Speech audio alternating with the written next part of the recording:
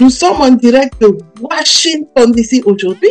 J'ai le plaisir d'avoir le chanteur togolais Fitness DJ sur ma chaîne. Est-ce que vous pouvez vous présenter? Je me nomme Afro Saïd à l'état civil. Et c'est quoi votre nom d'artiste? Et comme nom d'artiste, c'est Finesse DJ.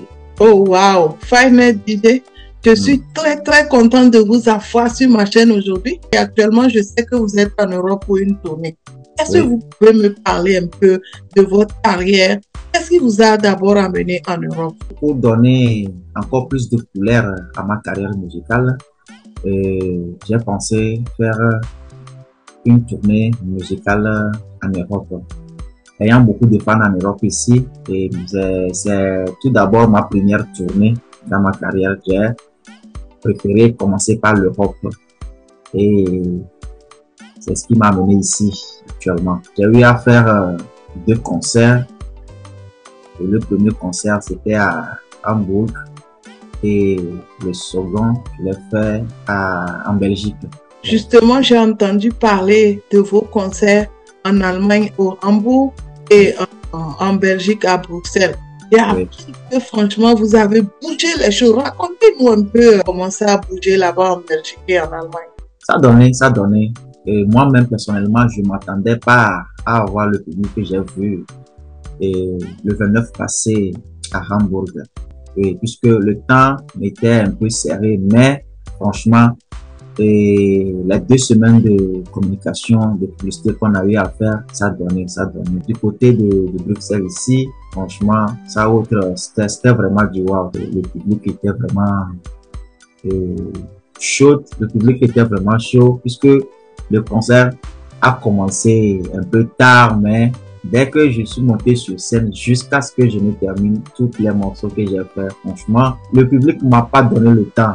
Franchement, c'était vraiment chaud, c'était vraiment du wow. En tout cas, moi, je suis très fière de vous et franchement, félicitations franchement pour cette tournée que vous venez de faire en Europe. Qu'est-ce qui vous a motivé à devenir chanteur? J'ai commencé ma carrière musicale en 2013, juste après l'obtention du bac. J'ai pas commencé tôt, mais moi-même, dès le bas âge, j'ai su que je suis né musicien. Parce que j'avais tout ce qui est la musique dans mon sang, dans mon corps.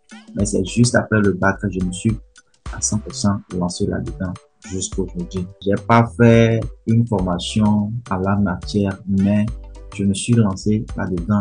J'ai fait mes propres recherches, fait le autodidacte et aujourd'hui je suis ce que je suis. Je suis né musicien.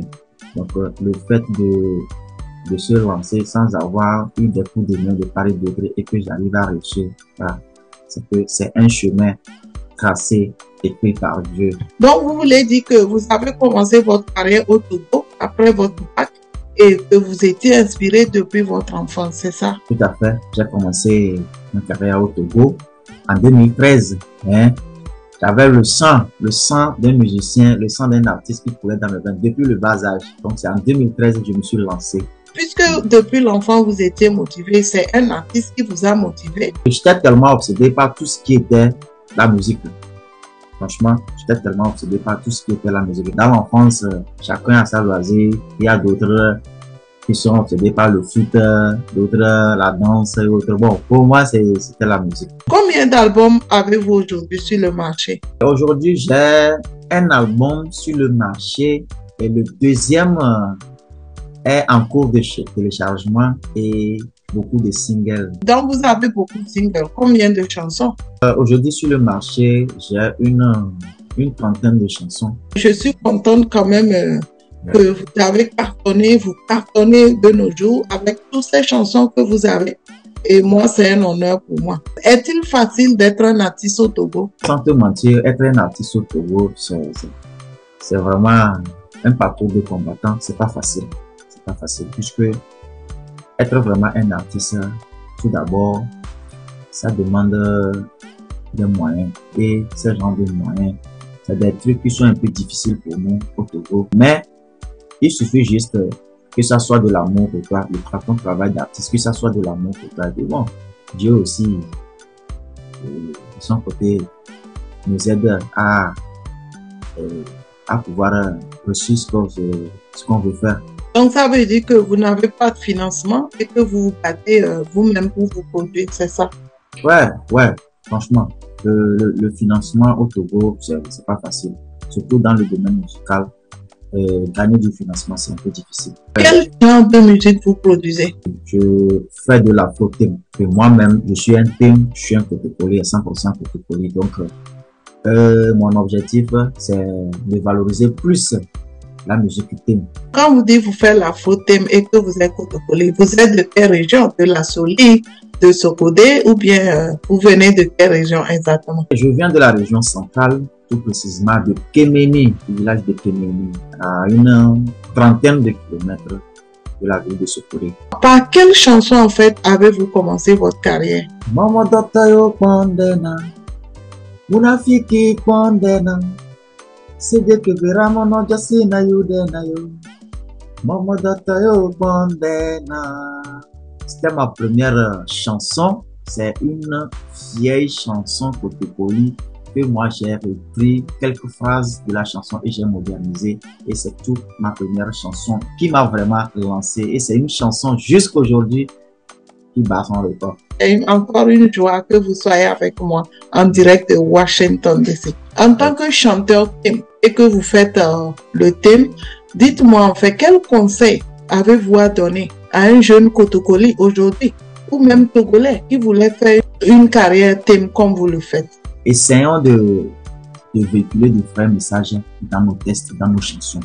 Franchement, surtout nous les artistes thèmes. Essayons de véhiculer de bons messages. C'est le plus important parce qu'il faudrait que quand quelqu'un écoute ta chanson, au moins qu'il puisse en tirer quelques leçons. Depuis que vous avez commencé par chanter, vous avez voyagé, je pense que vous êtes allé partout en Afrique et maintenant en Europe. Dites-moi quelle expérience en fait vous avez eue depuis que vous avez commencé par chanter. Tout chanteur doit prier au moins, ne serait-ce qu'une seule fois, sortir de son pays, aller interpréter ses chansons dans un autre pays. Genre, la musique qu'on fait quand on est dans son pays, c'est comme si on ne voit pas le vrai visage de toi-même. C'est comme si tu ne vois pas le vrai visage de ta chanson. La fête de Ramadan passée, j'ai eu à faire un concert au Gabon avec 4 de mes confrères. C'est là où j'ai vraiment su que Finesse, je suis en train de faire vraiment de la musique. Parce que le public qui m'attendait là-bas, et quand je suis sorti pour mes prestations, la manière dont le public recevait et les chansons pour moi, franchement, c'était du wow. Je me suis dit, donc ce que je fais comme amusement, ce que je fais au pays, c'est comme si ce n'est rien. Donc, et dans un autre pays, c'est vraiment, c'est comme si vraiment, c'est vraiment quelque chose, c'est vraiment, tu vois, non, donc, ça m'a trop marqué. Ça m'a trop marqué, franchement. Avez-vous un mot de fin? Je vais demander à tous les fans de vraiment continuer à nous soutenir. Fitness DJ, oui. Merci beaucoup d'être venu sur ma chaîne. Je rappelle qu'on est en direct de Washington DC aux États-Unis. C'est vraiment un honneur pour moi, Fitness DJ, pour moi de vous avoir aujourd'hui sur ma chaîne en train de me parler de votre carrière. Actuellement que nous faisons cette interview, vous êtes en Belgique et vous venez de l'Allemagne et vous avez fait une tournée en Europe et vraiment ça a beaucoup cartonné.